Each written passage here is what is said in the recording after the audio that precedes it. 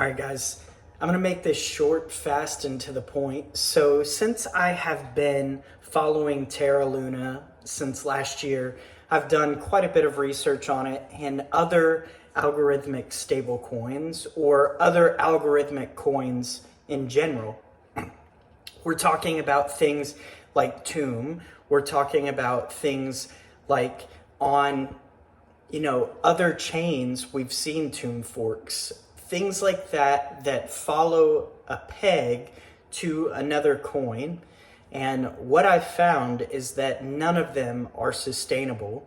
So all of these forks that we've seen, the Anchor protocol, all of that was always bound to go to zero eventually. And whether it stays propped up by the market because people continue to buy in is really dependent on the marketing strategies, the sentiment of the current market. And because the market has been trending down, we're starting to see a lot more people hesitant to buy into these things. And then, of course, we had the attack on UST altogether over the past 48 hours, and we've seen that peg go away from $1.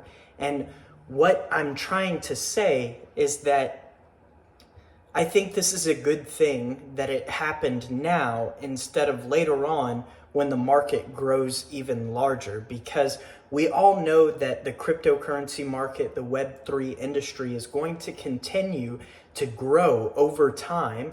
And what I would hate to see is that UST and Terra Luna continued to grow and expand, and even more people get wrecked by this. And I apologize to anybody out there that was affected by this. I know that I'm not at fault for this at all, but the thing is like, I understand where you're at right now. I've been there before. I've been wrecked in the cryptocurrency market many times. But the thing is that you have to understand is things like this that bring the entire market down are a travesty, and they're a stain on the market. Now people are going to have fire to throw at these claims that, oh, it's all just a scam, it's all just a Ponzi scheme. And we don't want that. We don't want that stain on the cryptocurrency market. We don't want people to be able to add fuel to the fire. So it's a good thing it happened now and not further on. And I know that's going to piss some people off, me saying that. I don't care. Like, it's the truth. It's the God's honest truth. Things like this that aren't backed by anything are always going to have problems. And, the fact that Anchor was offering 20% APY is just completely unsustainable. Everybody that looked at that knew that. If something seems too good to be true, it's because it is. And people need to understand that.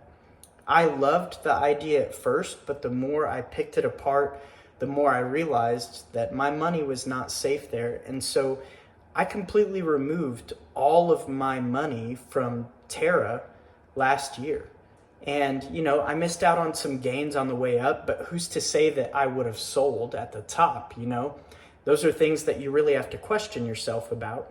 Because even though I'm an experienced trader, I've been in the market for years now, I still make mistakes just like anybody else does. You can't win 100% of the time. It's just not feasible. So these are things that everybody needs to be looking at with a fine-tooth comb.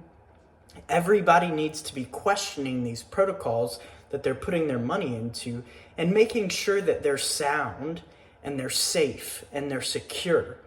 The fact that Duquan was able to reach out to these devils at BlackRock and Citadel and make a deal with them over the counter just blows my mind, that one person was able to do so much damage to their project. But it revealed a lot of important things. And so, again, I'm glad it happened. I'm sorry for anybody out there that was affected by this. That's all I want to say. Crypto Clay out.